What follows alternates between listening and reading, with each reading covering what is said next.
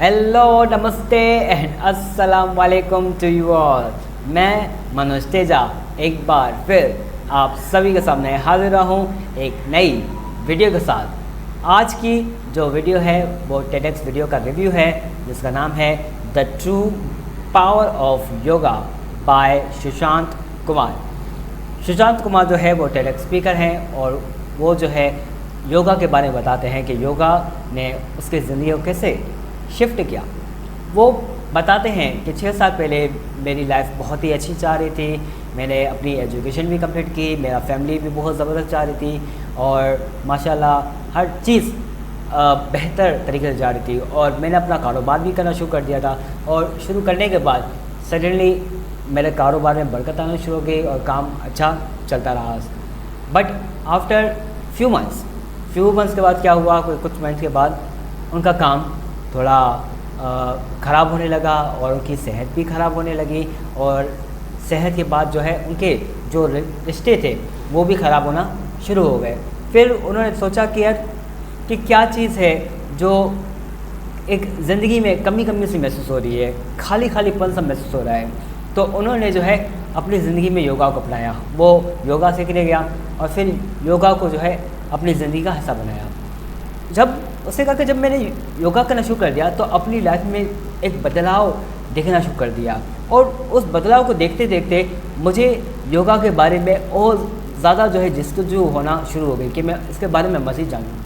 तो वो मुख्तलिफ़ किताबें पढ़ना शुरू हो गया जिसमें कुछ वेदास की किताब थी, जैसे हिंदू टेक्स्ट बुक थी जो वेदास की किताब थी उन्होंने पढ़ना शुरू कर दिया। और सेकंड पतंजलि योग सूत्र जो ना सिर्फ सनातन धर्म यानी हिंदुज़म में बल्कि पूरी दुनिया में इसको जो है योगा की एक ऑथेंटिक बुक मानी जाती है, टेक्स्ट बुक मानी जाती है और इसे बाकायदा जो है एक सब्जेक्ट के तौर पर जो है पढ़ाया जाता है। पतंजलि योग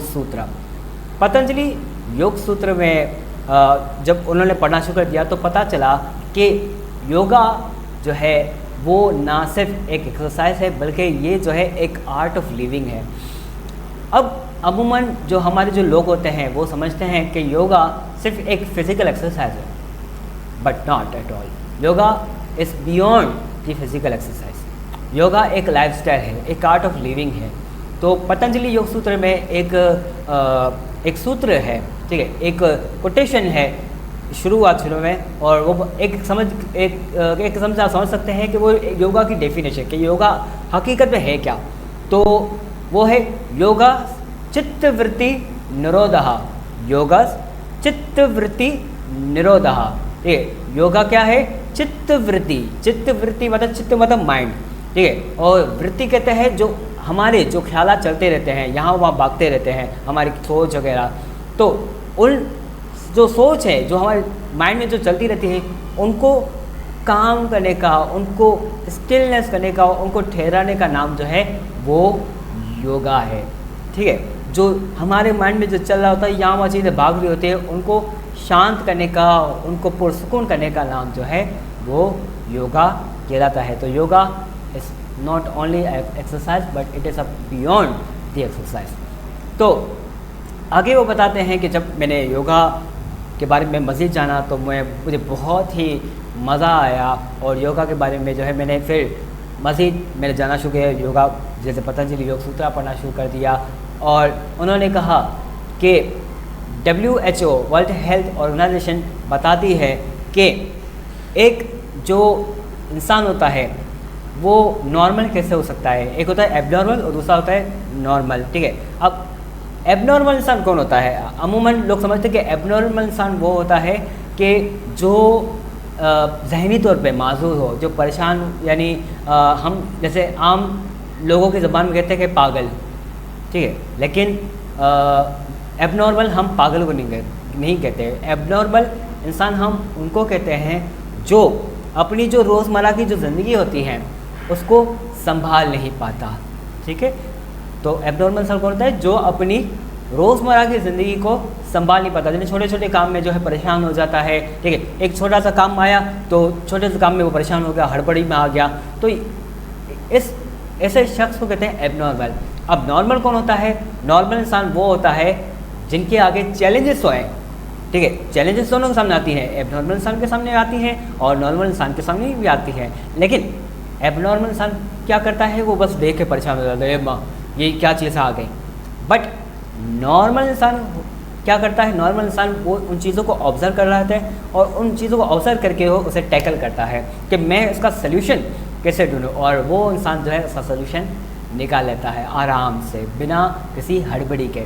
तो ये होती है नॉर्मल इंसान। तो योग जो है, योगा इंसान को जो है जीना सिखाती है, ठीक है, इंसान को जीना सिखाती है और योग के ज़रिए इंसान जो है अपनी ज़िंदगी आसान कर सकता है। जैसे सुशांत कुमार ने बताया कि योगा के बाद जो है मेरी ज़िंदगी एक बड़ी झेक कर लेके आ गई, बड़ी शिफ्ट लेके आ गई, मेरे जो मामला थे वो सुधर गए, क्योंकि मेरा माइंड जो था वो काम होना शुरू हो गया, कूल लेना शुरू हो गया, और जब दिमाग कूल लेना शुरू हो गया तो मेरी बॉडी भी, और जो मेरा बॉडी है, मैं जो बीमार था वो भी बीमारियों से मुक्त हो चुका, ठीक, और उसके बाद मेरे जब सेहतमंद हो चुका तो फिर मेरे रिलेशनशिप भी वो अच्छे हो गए। तो रिलेशनशिप अच्छे हुए तो मेरा कारोबार भी अच्छा ग्रो करना शुरू हो गया। तो उन्होंने बाद में बताया कि योगा में 3 चीज़ें बड़ी इंपॉर्टेंट होती है। एक तो exercise, not only exercise. Second जो इम्पोर्टेंट चीज़ होती है वो होती है प्राणायाम। प्राणायाम कहते हैं ब्रीदिंग एक्सरसाइज, ठीक है, प्राण आयाम, ठीक है, ब्रीदिंग एक्सरसाइज, ठीक है, जो हम सांस लेने की जो है मश्क करते हैं, ठीक है। प्राण कहते हैं एक ताकत को, जैसे कहते हैं हिंदी में कहते हैं कि उसके प्राण चले गए, यानी उसके अंदर जो है रूह है, उनकी ताकत है वो ख़त्म हो गई, एक एनर्जी है, प्राण कहते हैं एनर्जी को। तो एनर्जी को अप करने के लिए हम करते हैं प्राण आयाम, यानी ब्रीदिंग एक्सरसाइज करते हैं। जब हम ब्रीदिंग एक्सरसाइज करते हैं जिस तरीके से जो है हम एक अनुलोम विलोम एक्सरसाइज है, जैसे हमने ये राइट नोज बंद कर दी और फिर हम यहाँ से लेफ्ट से यहाँ से सांस लेते हैं, फिर यहाँ से फिर हम सांस छोड़ते हैं, फिर दूसरे नोट यहाँ से सांस लेते हैं। तो यूँ करके जो है हम जब सांस लेते हैं और छोड़ते हैं तो इससे क्या होता है, हमारा बॉडी और हमारा जो माइंड जो है वो रिलैक्स होता है और हमारी जो एनर्जी है वो बैलेंस होना शुरू हो जाती है। और सेकंड जो यौगिक लैंग्वेज में कहते हैं, यौगिक जो योगी कहते हैं, और आयुर्वेदिक में कहते हैं कि हमारे जो ये 2 नॉस्ट्रिल्स हैं, एक नॉस्ट्रिल जो है जो सीधा नॉस्ट्रिल्स है उसे कहते हैं सूर्य नाड़ी, यानी ये सूरज को रिप्रेजेंट करता है, और जो हमारे जो राइट नॉस्ट्रिल्स हैं उसको कहते हैं चंद्र नाड़ी। आप महसूस करें, आप देखें कि आपकी जो ये जो सीधी नाक है उसमें आपको जो है गर्म हवा महसूस होगी, और आपके जो लेफ्ट नोस है उसमें आपको ठंडी हवा महसूस होगी। तो जहाँ पर ठंडी हवा महसूस हो रही है लेफ्ट नोस में वो कहते हैं चंद्र नाड़ी, और जो सीधी नाक से जो हवा निकल रही है गर्म हवा उसको कहते हैं सूर्य नाड़ी। या कि अगर किसी का ब्लड प्रेशर हाई है तो वो जो है लेफ्ट नोस्ट्रिल से सांस ले, ठीक है, यानी चंद्र नाड़ी से जो है सांस ले, क्योंकि अब हाई का मतलब क्या है कि वो ज़्यादा उनका जो माइंड का ब्लड प्रेशर है, यानी ब्लड प्रेशर है वो काफ़ी बढ़ गया है, तो अब उसको ठंडा करना है। तो ठंडा कैसे होगा, वो हमारी चंद्र नाड़ी से होगा। तो हम जो है राइट नोस्ट्रिल बंद करके हम लेफ्ट से हम क्या करेंगे, यहाँ से सांस लेंगे। उसके बाद जब आपको अगर बीपी आपका लो है तो आप क्या करेंगे, लेफ्ट नोस्ट्रिल बंद करके आपने सूर्य नाड़ी से यानी राइट नोस्ट्रिल से आपने सांस लेना है और छोड़ना है। और अगर आपका ब्लड प्रेशर अगर आपको नॉर्मल रखना है तो आप क्या कर सकते हैं, सिंपली आपने राइट नोज से बंद किया और फिर लेफ़्ट से सांस लिया, और लेफ़्ट को बंद करके फिर आपने यहाँ से सांस छोड़ा, फिर यहाँ से सांस लिया, फिर यहाँ से सांस छोड़ा। तो यूँ करके जो है आप 5 से 10 साइकिल आप करेंगे तो आपका जो आप देखेंगे कि आपका ब्लड प्रेशर जो है वो नॉर्मल होना शुरू हो जाएगा, और आपके जो थॉट हैं वो भी काम होना शुरू हो जाएंगे। तो इस तरीके से काफ़ी सारी ब्रीदिंग यानी प्राणायाम होते हैं, ब्रीदिंग टेक्निक्स होती हैं जिसमें कपालभाति, अनुलोम विलोम, ठीक है, तो इस तरीके से होते हैं। थर्ड होती है मेडिटेशन, जैसे कहते हैं ध्यान, और उर्दू और अरबिक में कहते हैं मुराकबा, मुरब्बा नहीं, मुराकबा, ठीक है। अब मुराकबे से क्या होता है, जब हम मुराकबा, ठीक है, यानी मेडिटेशन करते हैं तो हम आंखें बंद करके जो है अपने आंखें बंद करके किसी, अब मुराकबे करने के काफ़ी सारी टेक्निक्स होती हैं, जैसे मंत्रा मेडिटेशन होता है, ब्रीदिंग मेडिटेशन होता है, साउंड मेडिटेशन होता है, चक्रा मेडिटेशन होता है, और बहुत सारे जो है मेडिटेशंस होते हैं।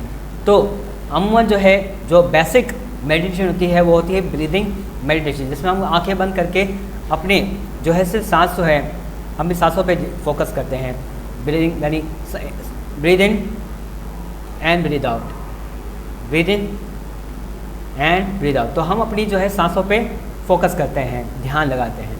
और दूसरा जो है मंत्रा मेडिटेशन या साउंड मेडिटेशन होता है, जिसमें जो है हम डिफरेंट साउंड्स का जो है वो उच्चारण करते हैं, साउंड बोलते हैं, जिस तरीके से जो है हमारा जो साउंड है, ठीक है, नॉट ओनली ये हमारा नहीं बल्कि कोई भी कर सकता है। ये साउंड ये यूनिवर्सल साउंड है, ओम, ठीक है। ओम जो है वो किसी मतलब लोग समझते हैं कि ये हिंदुज़म का साउंड है, बट ओम ऐसा यूनिवर्सल साउंड। आप जैसे कि नासा वालों ने डिस्कवर किया कि वो सूरज के पास एक सैटेलाइट भेजा था, तो सैटेलाइट के पास उन्होंने जब ऑब्जर्व किया तो वहाँ पर एक साउंड गूंज रहा था, और वो साउंड जो था वो ओम का वो एक वर्ड था। तो ओम इज़ अ यूनिवर्सल साउंड, ठीक है। तो जो यौगिक होते हैं वो क्या करते हैं, वो ओम के ऊपर वो करते हैं, टेक ब्रीथ, सांस लेते हैं और ओम करके जो है वो मेडिटेशन करते हैं। और सेकंड, जो सूफ़ी लोग हैं, सूफ़ीज़म, वो या हय्यू या कय्यूम के ऊपर मेडिटेशन करते हैं। वो बिल्कुल एक ले में, एक सुर में जो है वो या हय्यू या कय्यूम, या हय्यू या कय्यूम, यूँ करके जो है सुर के ज़रिए जो है वो मेडिटेशन कर रहे होते हैं, या फिर अल्लाह हो, ठीक है। तो अलग अलग जो भी रिलीजन है उसमें अलग अलग जो है मेडिटेशन साउंड दिए गए हैं। तो अगर आप मेडिटेशन करना चाहते हैं और आप किसी भी धर्म से या मज़हब से आप ताल्लुक़ रखते हैं, तो आप अपने जो मज़हब के हिसाब से या धर्म के हिसाब से जो है आप वो साउंड चूज़ कर सकते हैं। तो अगर आप मुस्लिम हैं तो आप बेशक अल्लाह या हय्यू या कय्यूम का वो कर सकते हैं, और अगर ओम भी करते हैं तो इट डजंट मैटर, तो उसका कोई इशू नहीं है, क्योंकि ये यूनिवर्सल साउंड है। तो इस तरीके से जो है आप अपनी लाइफ को बेहतर कर सकते हैं। सो ये सारी चीज़ें उन्होंने बताई, तो मैंने जो है कुछ एक्स्ट्रा चीज़ें मैंने जो है बता दी, जैसे कि अनुलोम विलोम और सूर्य नाड़ी, चंद्र नाड़ी, सारी चीज़ें जो है मैंने एक्स्ट्रा आपको बताई है। तो नाउ मैं जो है अपना टॉपिक ख़त्म करता हूँ। तो अगर आपको मेरा ये टॉपिक पसंद आया तो प्लीज़ इसे लाइक करें, कमेंट करें, शेयर करें, और प्लीज़ मेरे चैनल को सब्सक्राइब करना भी ना भूलें। सो नमस्ते।